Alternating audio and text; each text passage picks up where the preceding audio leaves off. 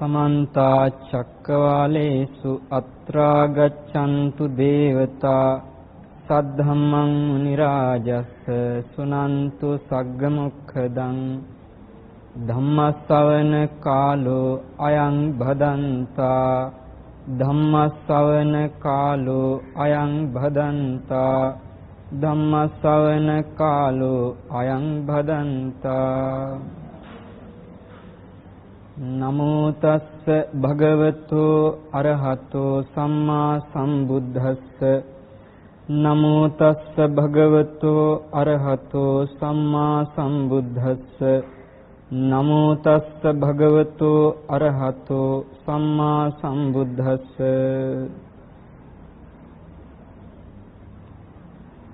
ගරුතර මහා සංඝරත්නයන් අවසරයි ශ්‍රද්ධාවන්ත පින්වත්නි අද මම ඔබට කියා දෙන්න කල්පනා කළා අපි හැම දිනෙකටම ප්‍රයෝජනයක් පිණිස පවතින අපි කළ යුතු දෙයක් ගැන මට කියන්න ඔබට වර්ෂයේ අමතක වෙන්නෙම නැති එක දවසක් තියනවද නැද්ද ඕනම කෙනෙකුට වර්ෂයේ අමතක වෙන්නෙම නැති දවසක් තියනවද නැද්ද? කවදාද ඒ? උපන්දිනේ දවස. ඒතර මේ උපන්දිනේ දා අමතක වෙන්නේ නැති දිනයක් හැටියට මම මතක් කරා වගේම සමහරු කැමති එදා දවස අමතක වෙන්නේ නැති විදිහට සමරන්න. ඉතින් මේ සැමරීම සඳහා අපි කෙසේ කටයුතු කරමුද කියලා ධර්මානුකූලව විපස්සනාවට කැමති අයටත් සම්මුතිය තුළ කැමති අයටත් දෙගොල්ලටම උපකාර වෙන ආකාරයේ දේශනාවක් මේ වෙලාවේදී අපි කරන්න කල්පනා කළා. සාමාන්‍යයෙන් අපි එක එක දේ බලාපොරොත්තු වීම කියන එකක් ජීවිතේ තියෙනවානේ. උපන්දිනේටත් අපි යමක් බලාපොරොත්තු වෙනවා, ප්‍රාර්ථනා කරනවා. පුළුවන් ද බලන්න කියන්නේ ඒ මොකද්ද කියලා? උපන්දිනේට අපි මොනවද බලාපොරොත්තු වෙන්නේ? ඒ තමයි ආයුෂ, දීර්ඝායුෂ බලාපොරොත්තු වෙනවා. එහෙම වෙනවද නැද්ද? මොකද දැන් උපන්දිනයක් ආවා කියලා කියන්නේ මෙච්චර વર્ષ ගාණක් ගෙවුණා තවත් ඉදිරියට ඒ වගේ ගෙවන්න තියෙනවා. ඒ නිසා දැන් මෙච්චරක් ගෙවුව නිසා මට තවත් ආයුෂ ලැබේවා කියන ප්‍රාර්ථනාවක් මිනිසු තුළ තියෙනවද නැද්ද? තියෙනවා. එතකොට මේ උපන්දිනේට දීර්ඝායුෂ ලබන්න පුළුවන් ආකාරයට කොහොමද කටයුතු කරන්නේ කියලා විමසමු. සාමාන්‍යයෙන් ඔබ උපන්දිනේ දවසේ මොනවද කරන්නේ දැනට? දැනට උපන්දිනේට අපි සාමාන්‍යයෙන් උදේ පාන්දර ඉඳලා කෝල්ස් එනවා ඇති සුබ උපන්දිනයක් වේවා හැපි බර්ත්ඩේ කියමින් එනවා කෝල් ගොඩක්. එතකොට ඒව අතරේ කේක් ප්ලාස්ටි කරනවා, පාටි සූදානම් කරනවා. Taman රැකියා ස්ථානයේ නම් එතනින් අයට සංග්‍රහයක් ලෑස්ති කරනවා. ඒක හවස ගෙදර ලොකු සංග්‍රහයක් ලෑස්ති වෙනවා. එහෙම නැත්නම් හෝටල් එකක වගේ තැනක ලෑස්ති කරනවා. ඒතර ඔයගේ විවිධ විනෝද කටයුතු සඳහා අපි කටයුතු ලෑස්ති කරද්දී තව සමහර අය පන්සල් යන අයදාට බෝධි පූජා වගේ තියෙනවා. සමහරලාට ඒ උපන්දිනේ වර්ෂ ගාන සිහි කරලා පහන් ගාන පත්තු කරනවා වගේ දේ කරනවානේ. ඒතර සමහරු දාන දෙනවා අපිට ඕනතරම් මොන ගහනවා. මේ විවිධ දේ කරන තමන්ගේ උපන්දිනේ දවස ගැන ඉස්සෙල්ලම පොඩි කරුණක් දැනගත යුතුයි. ඇත්තම කියනවා නම් ඔය ඔබ උපන්දිනේ කියලා සමරන දවස නියම උපන්දිනේ නෙමෙයි. ඒක ඉස්සෙල්ලා කියන්න ඕනේ. ඇයි ඒක නියම උපන්දිනේ නෙමෙයි කියලා කියන්නේ? අපි උපන්දිනේ හැටියට සලකනවා මව් කුසින් එළියට ආපු දවස. පින්වත්නි නියම උපන් දිනේ කියලා කියන්නේ ඉපදිච්ච දිනේ කියන එකනේ. ඉපදිච්ච දිනේ එදා නම් එතෙක්කල් මව් කුසේ හිටියේ ගියාත්මෙද? දැන් මව් කුසෙන් එළියට ආපු දා ඉපදුන දවස නම් ඒ මව් කුසේ හිටියේ මාස 10 කියන්නේ ගියාත්මෙ. මහා තණ්හා සංඛ්‍ය කියන දේශනාවට අනුව ගත්තොත් නියම උපන්දිනේ දවස පින්වත්නි මව් කුසට බැසගත්තු දවස. එතකොට එදා බැසගත්තු කෙනා මව් කුස තුල මව්ගේ ආශ්වාස ප්‍රාශ්වාසයෙන් තමනුත් ආශ්වාස ප්‍රාශ්වාස කරමින් මව්ගේ ආහාරයෙන් තමනුත් යැපෙමින් මව්ගේ උණුසුමින් තමන් යැපෙමින් මව්ගේ ජලය තමන් ගනිමින් කය වර්ධනය කරගන්නවද නැද්ද මව් කුස ඇතුළේ ඉඳගෙන? ඒ කියන්නේ බාහිර පරිසරයට එකපාරට මුණ දෙන්න බැරි නිසා මුසු වෙන්න බැරි නිසා මව් කුස ඇතුළේ යා පෝෂණය ලැබමින් වර්ධනය වෙනවා මාස 10ක්. එතකොට යා පැහැදිලිවම මව් කුස ඇතුළේ මාස 10 ජීවත් වෙනවද නැද්ද? ජීවත් වෙනවා. ඒතර ජීවත් වෙලා එළියට එනකොට කියන ඔන්න ඉපදිච්ච දවස කියලා. එහෙනම් නියම ඉපදිච්ච දවස බුදුරජාණන් වහන්සේ ඔය මහා තණ්හා සංඛ්‍ය සූත්‍රයේ පෙන්නපු විදිහට ගත්තොත් මව් කුසට බැසගත්තු දවස. ඒතර අපේ උපන්දිනේ කවුද දන්නේ? අම්මගෙන් ඇහුවනම් හරියටම දැනගන්න පුළුවන්. ඒතර ඔය උපන්දිනේ කියලා අපි සමරන්නේ මේ ලෝකෙට බිහි වෙච්ච දවස. ඒක උපන් දිනේ නෙමෙයි බිහි වූ දිනේ. හරි? හැබැයි මෙහෙම දෙයක්ත් තියෙනවා. සම්මුතිය වශයෙන් ගත්තට පස්සේ අපි මව් කුසෙන් එළියට ආපු දවස් උපන් දිනේ කියලා සමරීමකුත් නැත්තේ නෑ. ඒකත් මම ඔබට කිව යුතුයි. මොකද බුදුරජාණන් වහන්සේගේ උපන් දිනේ හැටියට අපි සමරන්නේ කවදද? අපි කියනවා උපන් දිනේ බුදු වෙච්ච දිනේ පිරිනිවන් පාපු දිනේ කියලා. ඒතර එතන උපන් දිනේ කියලා අපි ගන්න වෙසක් පොය දවස. වෙසක් පොය දවස කියන්නේ මව් කුසට පැමිණිච්ච දවස නෙමෙයි. ඒක පැහැදිලිව බිහි වෙච්ච දවස. මව් කුසට පැමිණිච්ච දවස කවදද? ඇසල පොය දවස. ඒතර ඒක අපි උපන් දිනේ කියලා එතෙන්දි කිව්වේ නැහැ. එහෙනම් පේනවා සම්මුතියක් හැටියට ගත්තොත් උපන් දිනේ හැටියට මේ බිහි වෙච්ච දවස ගණනවද නැද්ද? ගන්නවා. හැබැයි ඒක නියම පරමාර්ථයක් වශයෙන් බැලුවොත් නියම උපන් දිනේම නෙමෙයි. පින්වත්නි බුදුරජාණන් වහන්සේගේ ශ්‍රාවකයෝ ඇත්තත් දැනගෙනම තමයි ලෝකේ ජීවත් වෙන්න ඕනේ. ඒ නිසා ඔබට උපන් දිනේ දවසේදී ඔබ හිතන්න මේක මගේ බිහි වෙච්ච දවස විතරයි කියන එක.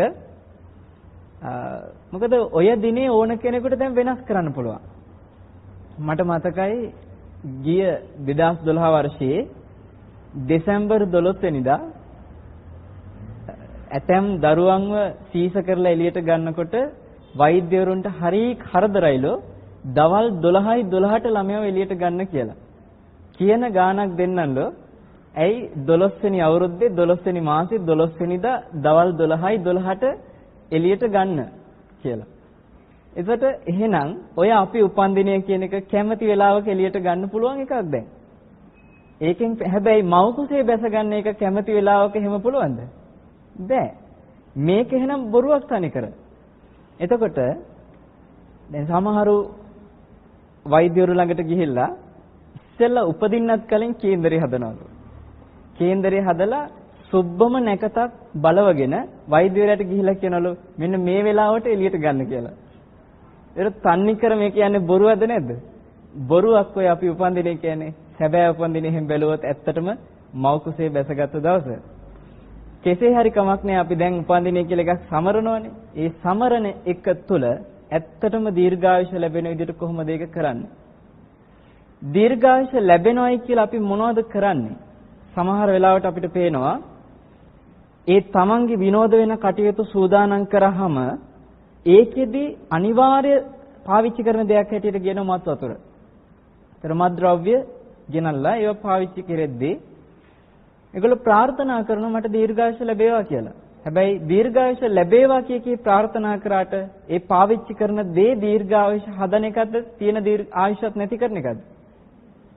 මත් වතුර විසින් ආයුෂ අඩු කරනවා. එක තප්පරයක් හරි ජීවිතයේ ආයුෂ අඩු කරනවා. ඒතර ආයුෂ අඩු කරන දෙයක් අපි පාවිච්චි කර බලාපොරොත්තු වෙනවා මොනවද? ආයුෂ ලැබේවා කියලා. එහෙනම් අපි සැබවින්ම ආයුෂ ලබන්න ඕන නම් කොහොමද ආයුෂ ලබන විදියට කටයුතු කරගන්නේ? මම ඒකට තාම තර්කානුකූලව කියලා කියන්න පුළුවන් වෙන ආකාරයේ බුද්ධ දේශනා ඇසුරින් කරුණක් තේරුම් කරලා දෙනවා. දැන් පටන් ගමු මේක. මේක ටිකක් විදර්ශනා පැත්තෙන් යමු. සරලව තේරෙයි ඔබට විදර්ශනා කියවට බුදුරජාණන් වහන්සේ වදාලා පේන පිණ්ඩූපමං රූපං. මේ රූපය මොකක් වගේද? පෙන පිඩක් වගේ කියලා කිව්වා.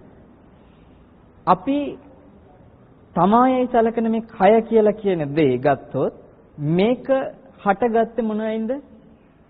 සතර මහා ධාතුන්ගෙන්. පඨවි, ආපෝ, තේජෝ, වායෝ කියන සතර මහා ධාතුන්ගෙන් තමයි මේ කය කියන දේ සකස් වුනේ. එතකොට යමක් සතර මහා ධාතුන්ගෙන් හටගත්තා නම් බුදුරජාණන් වහන්සේ සියල්ලම රූප. ඒවට කියනවා රූප කියලා. ඒතර මේ රූපය බුදුරජාණන් වහන්සේ වදාලා පෙන පිඬක් වගේ කියලා. බලන්න පෙන පිඬ මොකක් වගේද? පෙන පිඬ කියන එක ගත්තම දැන් හිතන්න ලොකු වතුර පාරක් ගලාගෙන එන තැනක මේ වතුර පාර ඇවිල්ලා වැටෙනවා. ඒ වැටෙන තැන පෙන පිඬක් හැදෙලා තියෙනවා. එහෙම තැන් දැකලා ඇතිනේ. එතකොට මේ පෙන පිඬ වතුර පාර වැටෙන තාක්කල් පවතිනවද නැද්ද? පවතිනවා. යම් කිසි කෙනෙක් ඈත ඉඳලා පෙන පිඬ දිහා බලාගෙන හිටියොත් පින්වත්නි, එයාට ඒ පෙන පිඬ උදේ ඉඳන් හවස වෙනකම් එකම කුට්ටියක් විදිහට පේනවද නැද්ද? ඈත ඉඳලා බලාගෙන හිටියොත් උදේට පේන්නේ, දවල්ට පේන්නේ, හවසට පේන්නේ එකම කුට්ටියක්, එකම පිඬක් විදිහට තමයි එයා හිතන්නේ. හැබැයි එයා ළඟට ගිහිල්ලා බැලුවොත් අර එකම කුට්ටියක් විදිහට පෙනිච්ච දේ තුල වෙනත් විශේෂ දෙයක් දකින්න ලැබෙනවා. එයාට තේරෙන හොඳට ළඟට ගිහිල්ලා බලනකොට මේකේ හිතන දේ නෙමෙයි තියෙන්නේ, යම් කිසි වෙනසක් තියෙනවා. මොකද්ද වෙනස?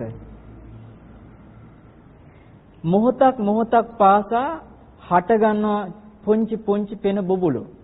ඒ වගේම ඒක ඇතුලේ තව පැත්තකින් බැලුවට පස්සේ මොහොතක් පාසා පුංචි පෙන බබුලු බිඳෙනවා. ඔය දෙකම සිද්ධ වෙනවා. එක පැත්තකින් බැලුවම හට ගැනීමකුත් තියෙනවා, තව පැත්තකින් බැලුවම බිඳිල යන ස්වභාවිකුත් තියෙනවා පෙන පිඬේ. හැබැයි එකපාර පෙන බබුලු 100ක් 500ක් බිඳිලා ගියත් අර පෙන පිඬ නැති වෙන්නේ නැහැ. ඒ පාට අඩු වෙන්නේ නැහැ. ඇයි හේතුව? ඒත් එක්කම තවත් එකට එකක් ප්‍රමාණය එකතු වෙන නිසා. අන්න ඒ නිසා එයාට කොච්චර ඈත ඉඳලා බලාගෙන හිටියත් එකම පිටක් වගේ පේනවද නැද්ද?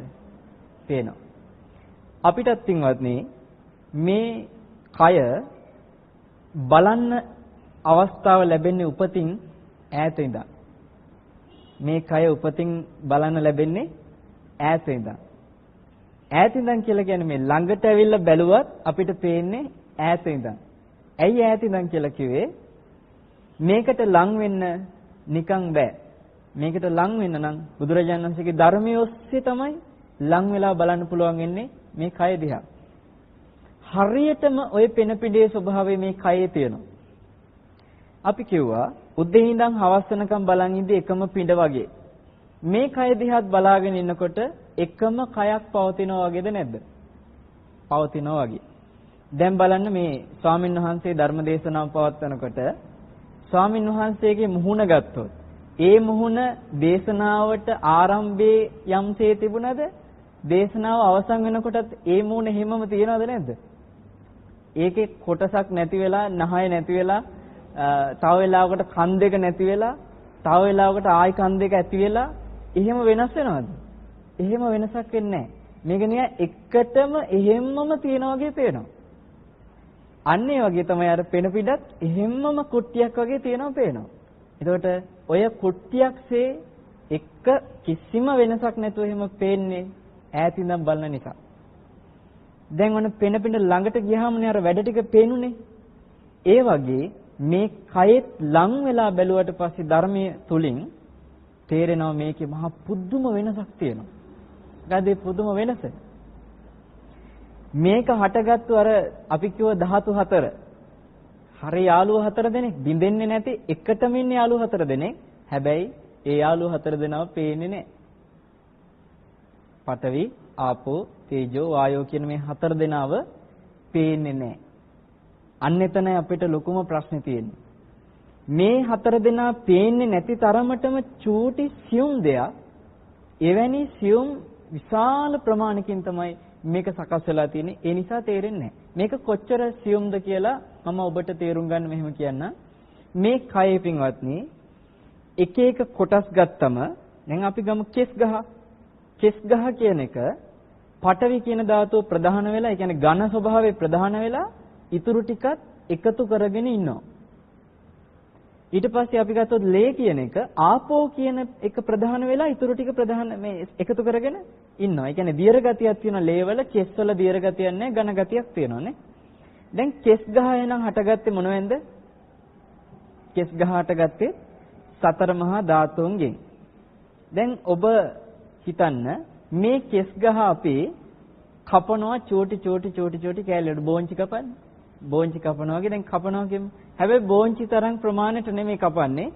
ඊටාම මේ ඇහැට පේන්නේ නැති තරම් චූටි කුඩක් කපලා ගත්තා කියමු. පුංචි කුඩක් කෙස් ගහේ. ඔය චූටි කුඩ වෙන් කරලා ගත්තොත් ඔය කුඩ හටගත්තේ මොකෙන්ද? ඒ චූටි කුඩ හටගත්තෙත් අනිවාර්යයෙන්ම සතර මහා ධාතුන්ගෙන්නේ. එතකොට පින්වත්නි සතර මහා ධාතුන්ගෙන් නම් අර චූටි කුඩ හටගත්තේ ඒ කුඩත් තව කපනවා නම් අපිට යම්කිසි උපකරණයක් හරි මොකක් හරි ක්‍රමයක් හම්බුනොත් ඕක තවත් කපන්න බැරිද? පුළුවන්. ඒ කපලා ඒ කුඩ ගත්තත් ඒක හටගත්තෙත් මොකෙන්ද? සතර මහා ධාතුන්ගෙන්. එහෙනම් මේක මෙච්චර චූටියට කපාගෙන යන්න පුළුවන් වෙලා තියෙන්නේ මොකද? ධාතු එච්චරටම චූටි නිසාද නැද්ද? ඒ තරමටම මේ ධාතු පුංචි නිසා. ඒතර මේ චූටි ධාතු මේ තරම් කපලා වෙන් කරලා චූටියට ගත්තට පස්සේ අපිට පේනවා එහෙනම් මේක මෙච්චර සියුම්ම කැපෙන්නේ ධාතු එච්චරටම සියුම්. එහෙනම් මේ සතර මහා ධාතු ඇහැට පේනවද? ඇහැට පේන එකක් නෙමෙයි. ඒ ධාතු එච්චරටම දැන් ලේ ටික ගමු. ලේ බිඳුවක් අරගෙන මේ ලේ බිඳුව අපි වතුර වීදුරුවක අපි හිතමු මොකක් හරි සමතලා තැනක වීදුරුවක තියලා මොකක් හරි බ්ලේඩ් එකක් වගේ එකකින් ඇදගෙන ගියොත් ලේ බිඳුව ඔය ලේ බිඳුව ඉතාලම හැට පේන්නේ නැති තරම් චූටි කොටස් වෙන්නම පතුරවන්න බැරිදර වීදුරුව පුරා පුළුවන්. ඕකේ ඇහැට නොපෙනෙන පුංචි බිඳක් ගත්තොත් එතනත් සතර මහා ධාතු නැද්ද? තියෙනවා. එහෙනම් මේ සතර මහා ධාතු ඇහැට පේන්නේ නැති තරම් චූටි දෙයක් නිසා තමයි ඒ ලේ බිඳුව එච්චරටම කඩන්න පුළුවන් උනේ නේ. ඒතර මේ ධාතු චූටි නිසා මේ ධාතුන්ගේ ඇතුලේ වෙන සෙල්ලම අපිට පේන්නේ නැහැ. හරි? ඒතර මේ ධාතු පින්වත්නි අර පෙන පිඬ ඇතුලේ පෙන බුබුලු තියෙන්නේ. ආන්ගේ පෙන බුබුලු වගේ. කය පෙන පිඬ නම් කය හටගත්තු ධාතු පෙන බුබුලු වගේ. පෙන පිඬ හටගත්තේ මොනවෙන්ද? බුබුලු වලින්. කය හටගත්තේ මොනවෙන්ද? ධාතු වලින්. ඒතර බුබුලුයි ධාතුයි ගැනයි දැන් කතාව. මේ ධාතු අර බුබුලු වගේ මොහොතින් මොහොත හට ගන්නවා. මොහොතින් මොහොත බිඳෙනවා. පේන්නේ නැහැ. ඇයි පේන්නේ නැත්තේ? එච්චරටම සියුම් නිසා. මේක නිතර හටගනිමින් බිඳෙමින් හටගනිමින් බිඳෙමින් යනකොට අර කය කියන එක ගත්තම අපි හිතනවා මීට විනාඩියකට කලින් තීච්ච කයමයි තාම තියෙන්නේ කියලා. හැබැයි ඒ කයේ ලොකු වෙනසක් සිද්ධ වෙලාද නැද්ද? සිද්ධ වෙලා. මේ අතේ නියපොත්තක් ගත්තා. ඒ නියපොත්ත හටගත්තු ඒ ධාතු මොහොතින් මොහොත බිඳෙනවා ආයි හට ගන්නවා. ඒ ධාතු ලක්ෂයක් එකපාර බිඳෙද්දී නියපොත්ත නැති වෙන්නේ නෑ. ඇයි හේතුව? තවත් ලක්ෂ ගණන් ඒත් එක්කම උපදින නිසා. අර පෙන බුබුලු 100ක් බිඳෙද්දී පෙන පිඬ නැති උනේ නෑ වගේ. මේක තේරෙන්නේ නැද්ද? තේරෙනවා. හැබැයි ඔක තේරුණාට අපිට දකින්න බෑ. ඔහොම. මේක දකින්න පුළුවන් කොහොමද? භාවනාවෙන්. හොඳ සමාධිමත් සිතකට පුළුවන් වෙනවා මේ කය ධාතු වශයෙන් ওই විදිහට බිඳෙන ආකාරය දකින්න. අපිට තාම පුළුවන් වෙන්නේ අහලා නිකන් හිතා ගන්න විතරයි. අපි හිතාගත්තා ඇත්ත වෙන්නේ නැති. ඇත්ත වෙන්නේ නැති කියලා අපි හිතාගත්තට අපිට ආයි පාරට බහැලා ගිය ගමන් ලස්සන කෙනෙක් දැකගම ෂා කියලා පේනවා මිසක්කා ඕකේ මේ වගේ බිඳෙනවා කියන එකක් හිතට අහලකටවත් එයිද? නෑ. ආයි දවසක දේශනාව ඇහුනොත් විතරක් ඔන්න මතක් වෙයි. ආහිම බිඳෙනවා තමා කියලා. පින්වත්නි, එතකොට මේ ධාතු ওই විදිහට නිතර බිඳෙනකොට ආයි හටගන්න හේතුවක් තියෙනවා. පෙන පිඬ දිහාට හැරලා බලන්න. පෙන බුබුලු ටික බිඳෙන්නේ ඒ බුබුලු වල පැවැත්මක් නැති හින්දා. ඒ කියන්නේ බුබුලුව හටගත්තා. හැබැයි බුබුල හටගත්තට බුබුල පවත්වන්න බෑ. මොන జగතෙකුටවත් පුළුවන්ද පෙන පිඬේ හටගත්තු පෙන බුබුලක් එයාට ඕන කාලයක් පවත්වාගෙන තියාගන්න? බෑනේ. කිසිම උපකරණයක් දාලවත් හටගත්තු පෙන බුබුලක් අපිට ඕනේ ඕක අවුරුදු 20ක් පවත්වන්න කියලා පෙන බුබුලක් අවුරුදු 20ක් තිස්සේ පවත්වාගෙන ඉන්න බෑ. හටගත්තු බුබුලේ ස්වභාවය බිඳෙනවමද නැද්ද? බිඳෙනවා. යංකින්චි සමුදය ධම්මං සබ්බන්තං නිරෝධ ධම්මන්ති. යමක් හටගත්තද ඒක බිඳෙනවමයි. ඔය පෙන බුබුලේ තියෙන ස්වභාවය හැම දෙයකම තියෙනවා. එතකොට ඒ පෙන බුබුල බිඳෙනකොට ආයෙත් අලුතෙන් පෙන බුබුලක් හටගන්න නම් ජල පහර ඕනෙමද නැද්ද? ඕනෙමයි. ජල පහර නොතිබුණා නම් අලුතෙන් පෙන බුබුලු හටගනීද? නැහැ. දැන් කය පැත්තට හෙල්ල බලන්න. ධාතු බිඳෙනකොට අලුතෙන් ධාතු හටගන්න නම් මේකටත් ජල පහරක් ඕනේ. මොකද්ද කයට අවශ්‍ය කරන ජල පහර? ඒකට කිව්වා කබලින්කාර ආහාරෝ. ආහාරය අපි ගන්න කෑම මේක පවත්වන්න ඔන්න තියෙන ජල පහර. මේ පෙන පිඬේ පෙන බුබුලු නම් වූ ධාතු බිඳෙනකොට අලුත් ධාතු හට ගන්න ඕන වෙන්නේ මොනවද? ආහාර නැමැති ජල පහර. එතකොට ආහාර නැමැති ජල පහර අඩු වෙනකොට කය නැමැති පෙන පිඬ පොඩි වෙනවද නැද්ද? පොඩි වෙනවා.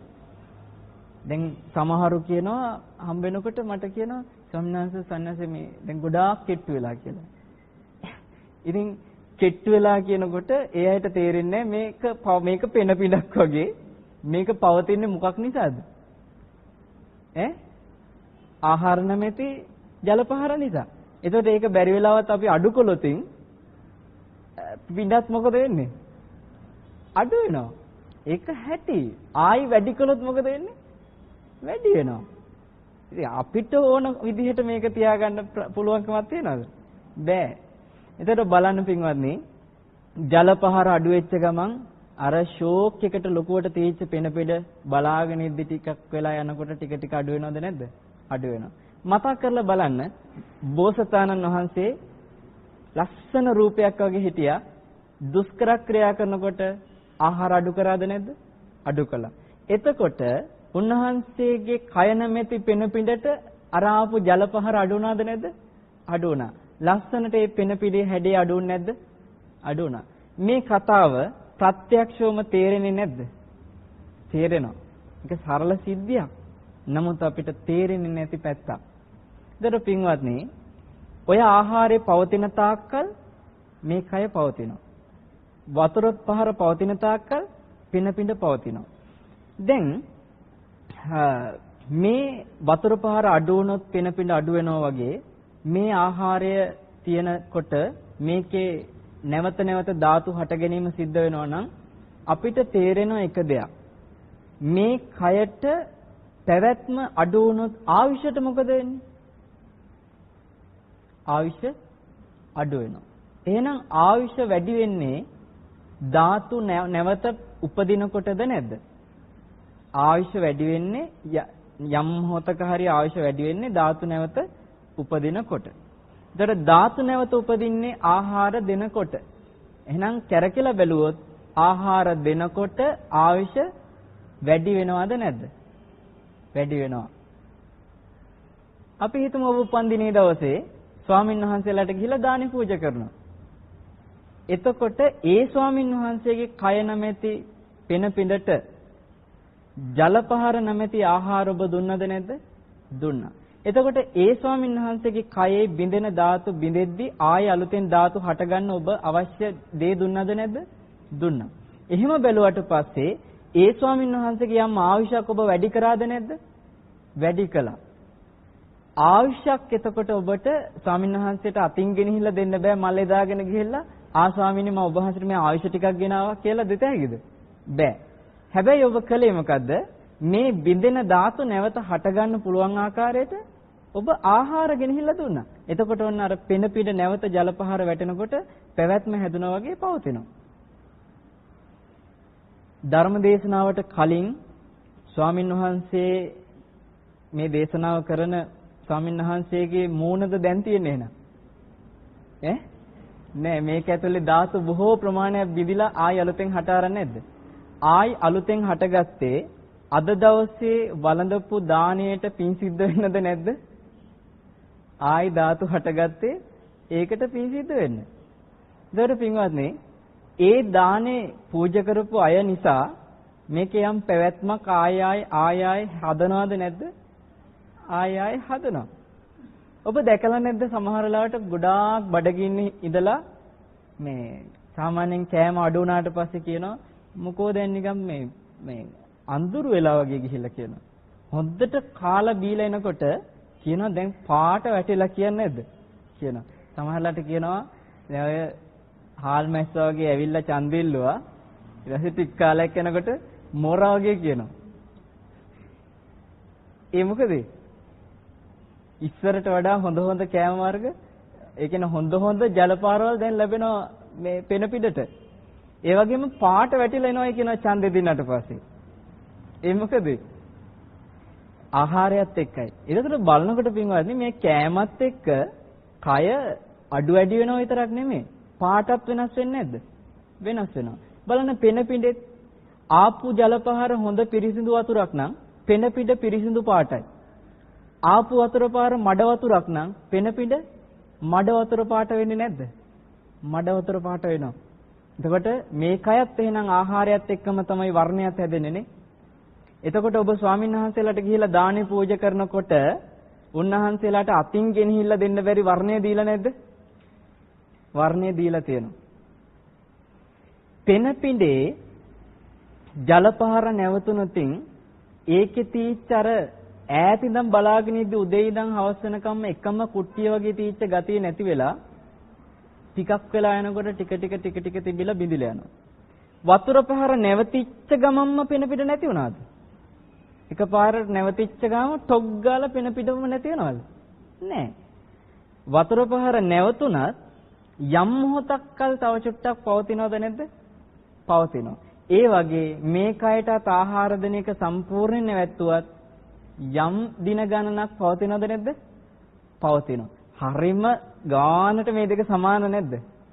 හරියටම සමානයි. ඒකයි බුදුරජාණන් වහන්සේ වදාළේ පේන පිඬු උපමන රූපං. උන්වහන්සේ උපමාවක් පෙන්වුවත් පින්වත්නි පුදුම ගැළපීමක් ඒකේ ආයි කිසි කෙනෙකුට ඇඟිල්ලක් දික් කරන්න බෑ අතන වැරදි මෙතන වැරදි කියලා. එතකොට බලන්න මේ විදිහට අපිට ආහාරය නැති වෙච්ච ගමන් දින ගණනක් පවතින බව ඇත්තයි. එකපාරට පෙන පිට නැති වෙන්නේ නැහැ වගේ කය නැති නොවි දින ගණනක් පවතිනවා. හැබැයි ඒක පවතින වෙන්නේ ඇල වෙලාද නැද්ද? ඒක පවත්වා ගන්න වෙන්නේ ඇල වෙලා. ඒ කියන්නේ කලන්තේ. ඇවිද ගන්න බෑ. පණ නැහැ. එහෙනම් පේන එක ආහාර දෙන්න මේකේ ඇවිදින්න බලයක් ලැබෙනවද නැද්ද? බලයක් ලැබෙනවා. අතපය හොල්ලන්න බලයක් ලැබෙනවද නැද්ද? බලයක් ලැබෙනවා. ඒක නවත්වපු ගමන් ඇඳේ පිහිට හෝ පැදුරේ පිහිට තමයි. එතකොට තේරෙනවා එක අපි ස්වාමින්වහන්සේලාට ගිහිලා දානේ පූජා කරද්දී ස්වාමින්වහන්සේලාට ආස්වාමීනී කියලා දෙන්න බැරි අර ඇවිදින කරන බලය අපි දීලා නැද්ද? දීලා තියෙනවා. එතකොට ආවිෂ වර්ණ බලේ ඊළඟට ගත්තොත් එහෙම සෑහෙන දුකක් විඳිනවා බඩගින්නත් එක්ක. ඒක තේරෙන හොඳට පොඩ්ඩක් එක වේලක් නැති වෙච්ච ගමන් විඳින දුක. අමාරු ගිනි ගන්නවා වගේ ඇතුලේ. එතකොට දවස් දෙක තුනක් යනකොට ඔබ එහෙම ඉඳලා තියෙනවද දන්නේ මේක ඇතුළේ නිකන් පුපුරන්න වගේ. නිකන් ඇතුලේ මේ මොකක් හරි විශාල දෙයක් දාලා පුම්බල අමුතුම පීඩාවක් ඇති කරනවා වගේ. එතකොට ඒ පීඩාව ඇති කරමින් මේකේ ලොකු දුකක් හදනවා නම් ආහාරය දෙන එක නිසා ඒ දුක නැති වෙලා නැද්ද? නැති වෙලා තියෙනවා. ඒකයි ස්වාමීන් වහන්සේලාට පින්වත්නි ආහාරය ගන්නකොට බුදුරජාණන් වහන්සේ විමසන්න කිව්වා. පටිසංකායෝනිසෝ පිණ්ඩපාතං පටිසේවාමි. මම මේ ආහාරය ගන්නේ නුවණින් විමසලා කොහොමද? නේව දවායන මදායන මණ්ඩනායන විභූෂනාය. ජවය ඇති කරගන්න, ලස්සන වෙන්න, සැරසෙන්න මහත් වෙන්න නෙමෙයි මම මේ ආහාරය ගන්න කියන හැඟීම තියෙන්න ඕනේ. ඊට පස්සේ නේව දවායන මදායන මණ්ඩනායන විභූෂණාය යාවදේව ඉමස්ස කායස්ස තිතියා යාපනාය. මේ කය පවත්වා ගැනීම පිණිසයි. බ්‍රහ්මචර්යානුග්‍රහය නිවන් මඟ පවත්වන්න උපකාරයක් විතරයි, අනුග්‍රහයක් විතරයි. ඇයි? නිවන් මඟ වඩන්න බෑ මේ කයේ පැවැත්මක් නැතුව. එහෙනම් මම ආහාරය දෙන්නේ මගේ නිවන් මගේ පැවැත්ම හදාගන්න විතරයි කියලා තේරුම් ගන්නවා කිව්වා. ඒතර එහෙම තේරුම් අරගෙනයි ස්වාමීන් වහන්සේලා මේ ආහාරය ගත යුත්තේ. උන්වහන්සේලා විතරක් නෙමෙයි ධර්මයේ ශ්‍රවණය කරන නිවන් මඟ වඩන්න කැමති ගිහි ශ්‍රාවකයටත් එච්චරයි. එතකොට මේ ආහාරය තුල පැහැදිලිව එහෙනම් අපි ස්වාමීන් වහන්සේලාට ගිහිල්ලා දන් දීම තුල පෙන පිඬක් වන් මේ කයට ආයුෂයක් දුන්නා, වර්ණයක් දුන්නා, සැපයක් දුන්නා, බලයක් දුන්නා. එහෙනම් ඔය ආයුෂයයි වර්ණයයි සැපයයි බලයයි දුන්නා කියන එක පෙන පිඬ ආශ්‍රයෙන් ඔබට මනාකොට තේරුම් ගන්න පුළුවන් වෙන්න ඕනේ. පින්වත්නි, යම් කිසි කෙනෙක් වී වපුරනවා නම් එයාට අස්වැන්නට ලැබෙන්නේ කව්පිද? නෑ. ඒක අහලා තියෙන බුදුරජාණන් වහන්සේගේ ලස්සන උපමාවක්. උන්වහන්සේ වදාලා වී වපුරුවොත් ලැබෙන්නේ මොනවද? වී. කරවිල ඇටයක් හිටෙව්වොත් එහෙම ලැබෙන්නේ මොනවද අස්වැන්න? මිදි නෙමෙයි කරවිල. මිදි ඇටයක් හිටෙව්වොත් එහෙම ලැබෙන්නේ කරවිල නෙමෙයි මිදි. ඒ වගේ ඔබ ස්වාමීන් වහන්සේලාට ගිහිල්ලා ආයුෂය දුන්නා නම් ලැබෙන්නේ මොනවද? ආයුෂය. ඔබ ගිහිල්ලා ස්වාමීන් වහන්සේලාට ওই විදිහට වර්ණය දුන්නා නම් ලැබෙන්නේ මොනවද? වර්ණේ. ස්වාමීන් වහන්සේලාට ගිහිල්ලා දුන්නේ බලය නම් ලැබෙන්නේ මොකද්ද? බලය. ගිහිල්ලා දුන්නේ ප්‍රඥා මේ සැපය නම් ලැබෙන්නේ මොකද්ද? සැපයයි. උපන් දිනේ දවසේ ඕනේ ආයුෂ නම් දැන් එහෙනම් අපි ආයුෂ වගා කළ යුතුද නැද්ද? ආයුෂ වගා කළ යුතුයි. ඒ ආයුෂ වගා කරන්න නම් කළ යුත්තේ එහෙනම් මොකද්ද? දන් දෙන එක. ඒතර දන් දෙනකොට පෙන පිඬක් වගේ රූපේට අර දානීය නැමැති ජලපහර පවත්වලා ආයුෂයක් දුන්නා. වර්ණයක් දුන්නා, සැපයක් දුන්නා, බලයක් දුන්නා. ඒතර උපන් දිනේ දවසේ ඔබ වී වගා කළොත් වී ලැබෙනවා වගේ ගිහිල්ලා දන් දෙනකොට ආයුෂ නැමැති දානීය ලැබෙනවා. ඒතර දානයෙන් ආයුෂ ලැබෙනකොට ඔබට පැහැදිලිව උපන් දිනේ දවසේ බලාපොරොත්තු වෙච්ච දේ ලැබෙන්නේ නැද්ද? ලැබෙනවා. එහෙනම් දැන් පැහැදිලි උපන් දිනේට ඕනේ ආයුෂ නම් ඔන්න ආයුෂ ලබන ක්‍රමය. ඊළඟට තව සමහර අය අබේ දාන දෙනවා සතුන්ට දීලා එතනිනුත් එතනත් බලන්න ඒ සතාට ආයුෂයක් දුන්නා. දුන්නා නම් වී වගා කළාම වී ලැබෙනවා වගේ ඒ සතාට යම් ආයුෂයක් දුන්නාට පස්සේ ආයුෂ ලැබෙන්නේ නැද්ද? ලැබෙනවා. අපි හිතමු පුතාගේ උපන්දිනේ. තාත්තා මොකද කරන්නේ? කතා කරනවා එදාට යාළුවෝ ඔක්කොටම. කතා කරලා ඒ ඔක්කොටම පුතාගේ උපන්දිනය වෙනුවෙන් පාටි එක තියනවා. ඉතින් ඒ වෙලාවට කේක් එක කපලා පුතාව සතුටු කරලා සින්දු කියලා නටනවා. නටලා ඒ අවශ්‍ය කරන විදිහට පුතාගේ සතුට හදලා පුතා එක්ක අනිත් ආපු යාළුවන්ගේ ළමයි ටිකටත් සෙල්ලම් කරන්න දාලා තාත්තයි ඒ අනිත් අයගේ තාත්තල ටිකයි එළියට වෙලා මොකද්ද කරන්නේ? බොනවා. එතකොට එක පැත්තකින් ඒ ළමයින්ට ලස්සන ආදර්ශිකුත් දෙනවා. ඒක එහෙම වෙච්චාවේ ඊට පස්සේ අපි ගමු ඒ තාත්තා එයාගේ ආපු යාළුවෝ ටිකට දුන්නේ මොනවද? යම්කිසි දානයක් වගේ දෙයක් දීලානේ. දැන් දුන්නේ මොනවද? දානෙන් කිව්වෙ දෙනවා කියන එකනේ. ඒතර දුන්නා. දුන්නේ මොනවද? මත් වතුර. උපන් දිනේ වෙනුවෙන් යාළුවෝ ටිකට මත් වතුර ටික දුන්නා. මත් වතුර ටික නිසා මොකද්ද වෙන්නේ මේ කයේ? මේ කයේ තියෙන ආයුෂ ටික අඩු වෙනවා. ඇයි? විවිධ ආබාධ හැදිලා, ඥාන වෙනස් වෙලා, සම්පූර්ණ හෝමෝන ක්‍රියාවලිය වෙනස් වෙලා මේ ශරීරයේ තීච්ච පැවැත්මත් ටික ටික අඩු කරන දෙයක් දැන් දුන්නා. එතකොට ආයුෂ අඩු වෙන දෙයක් දෙනකොට අර කරවිල හිටෙවොත් අස්වැන්නට කරවිල ලැබෙනවා වගේ තාත්තා පුතා වෙනුවෙන් තවත් පිරිසකට ආයුෂ අඩු වෙන දෙයක් පරිත්‍යාග කරද්දී ඒ පරිත්‍යාගයේ ආනිසංසයට ලැබෙන්නේ මොනවද? ආයුෂ අඩුවීමක්ද වැඩිවීමක්ද? අඩුවීමක්. එතකොට පාටියට මත් වතුර ගෙනල්ලා තවත් පිරිසකට මත් වතුර දීම තුලම තමන්ගේ ආයුෂත් අඩු කරගත්තා. තවත් පිරිසකගේ ආයුෂ අඩු කළා. ඒ අඩු කරලා ඒකේ විපාකයේ වශයෙන් අර ළමයාටයි ගෙදරින් ඔක්කොටම ආයුෂ අඩු කරන ප්‍රතිපත්තියක් හදලා දුන්නා. විපාකයක් වශයෙන්. ඒ විතරක්ද? දැන් මේක කය ඇතුලේ ආයුෂ අඩු කරන එකනේ අපි කියන්නේ.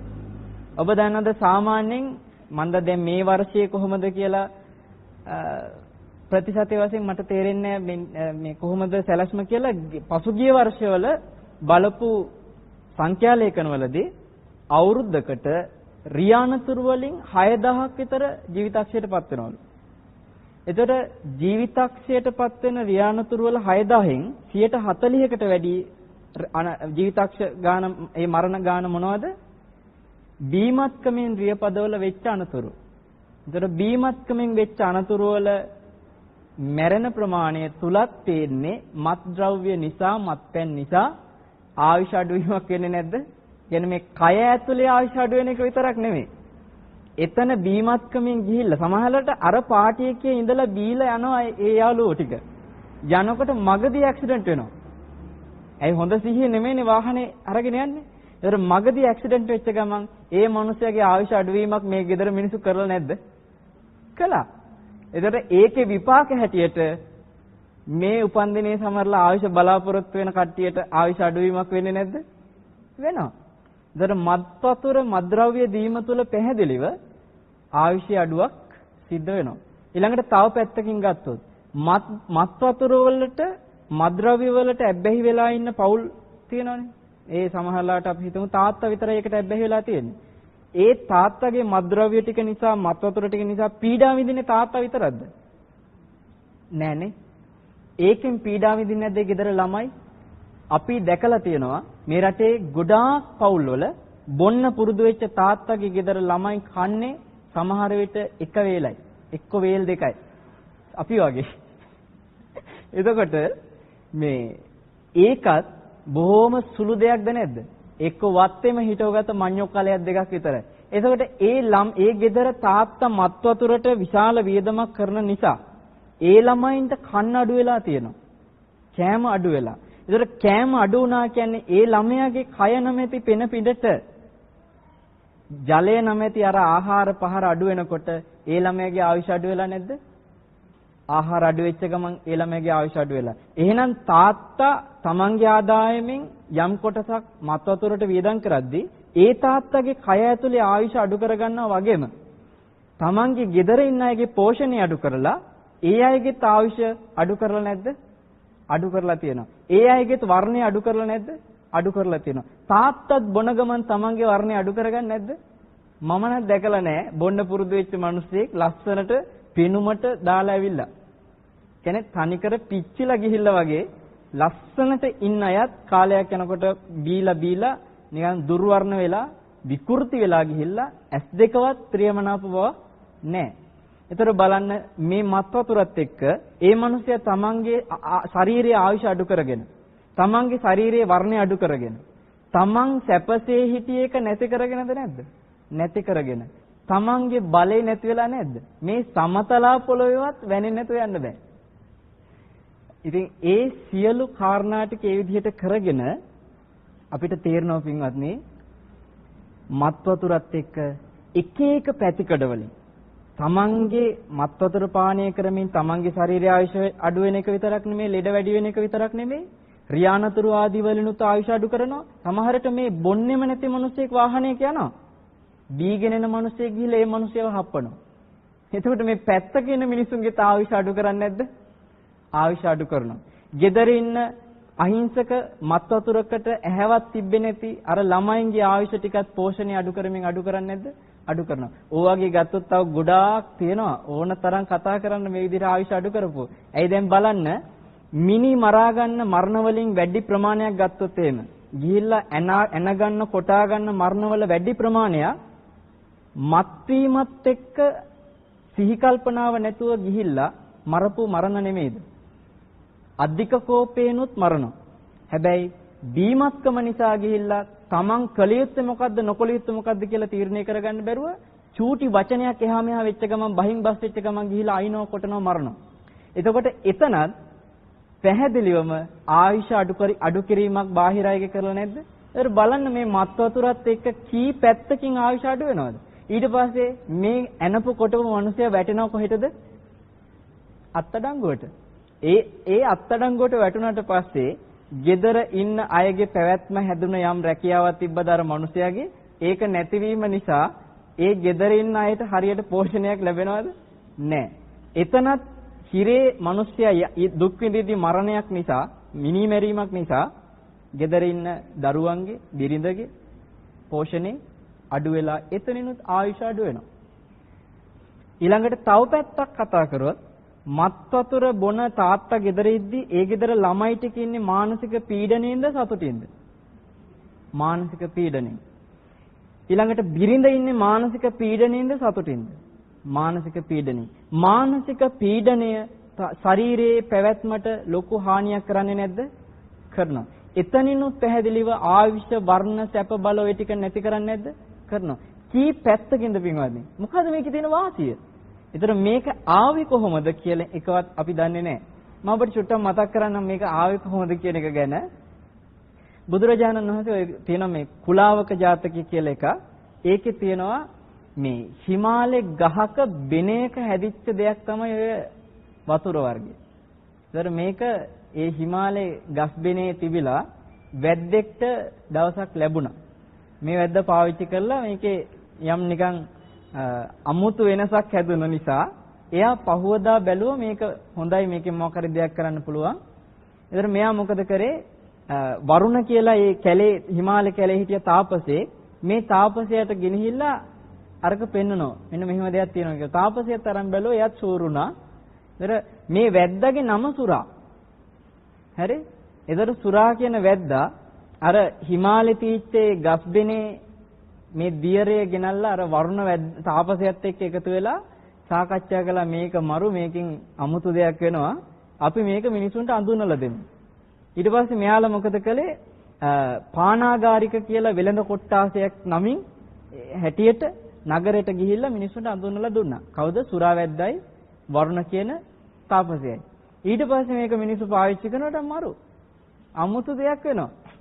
ඉතින් ඔහොම මේක පැතිරිලා ගිහිල්ලා අන්තිමට ඕක ගියා සවැත් නුවර හිටියා පින්වත්නි සබ්බමිත්ත කියලා එක රජ කෙනෙක්. ඒ රජතුමා දැන් ධර්මාශෝක රජතුමා අපිට මතක ඇතිනේ මහා අධිරාජ්‍යවාදියෙක්නේ.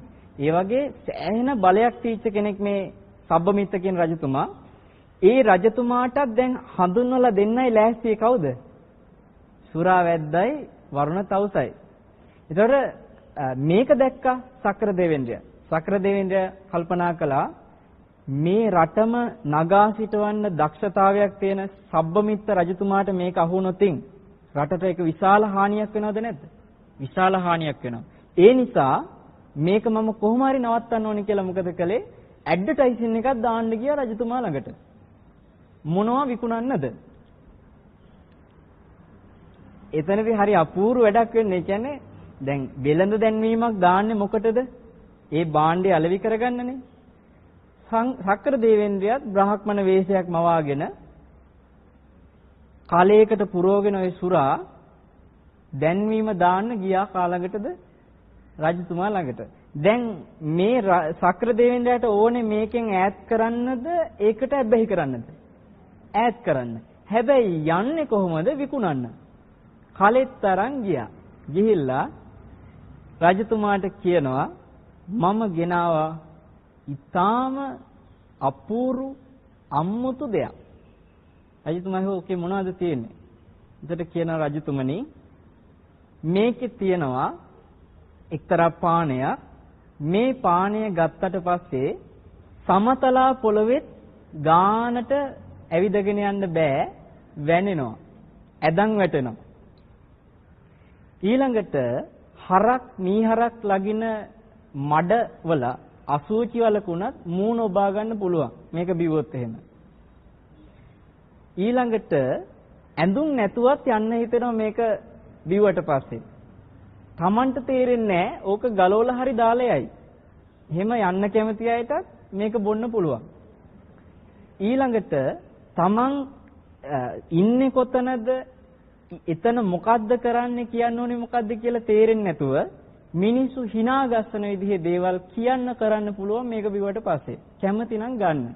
කියා ඒකේ අර තියෙන දුර්ගති ටික ඔක්කොම නිකන් ලස්සනට හැඩ දාලා කියාගෙන ගියා. යන්නේ මේ ඔය අද රූපවාහිනිය වල යන ඇඩ් වගේද? නෑ, ඒක ලස්සනට කාලේ පෙන්න දැන් මේක කිව්වා. ඕගොල්ලෝ මෙතන ධර්මයේ ශ්‍රවණය කරන්න ආපු අයත් ගෙවල් බලා යන්න වෙනවනේ. ඔය යනකම් ඇහෙන් රූප බල යනවනේ. හැම ගහපු ගව දෙන වගේ නෙමෙයිද ගෙදර යන්නේ? ඉල්ලෙන්නේ නැද්ද? ඔය ඇස් දෙකෙන් බලන රූපෙට එක්ක දුක, එක්ක සැප, එක්ක උපේක්ෂා මොන හරි එල්ලි නෙමෙයිද ගෙදරට යන්නේ? එල්ලෙල්ලා ගෙදරට යනවා. ඉතින් ගෙදරට ගිහිල්ලත් එල්ලෙල්ලා ජීවත් වෙනවා. ඒ නිසා මේ ධර්මය අවබෝධ කර ගන්නතුරු ඔය ගමන ඔහොමමයි. ඒ නිසා මේ හැම ගහපු ගව දෙනක් වගේ ඉවරයක් නැතුව විඳින පීඩාවෙන් නිදහස් වන්නට ඔබට මේ උතුම් ශ්‍රී සද්ධර්මය අවබෝධ වේවා කියලා ආශිර්වාද කරනවා. සාදු සාදු සාදු.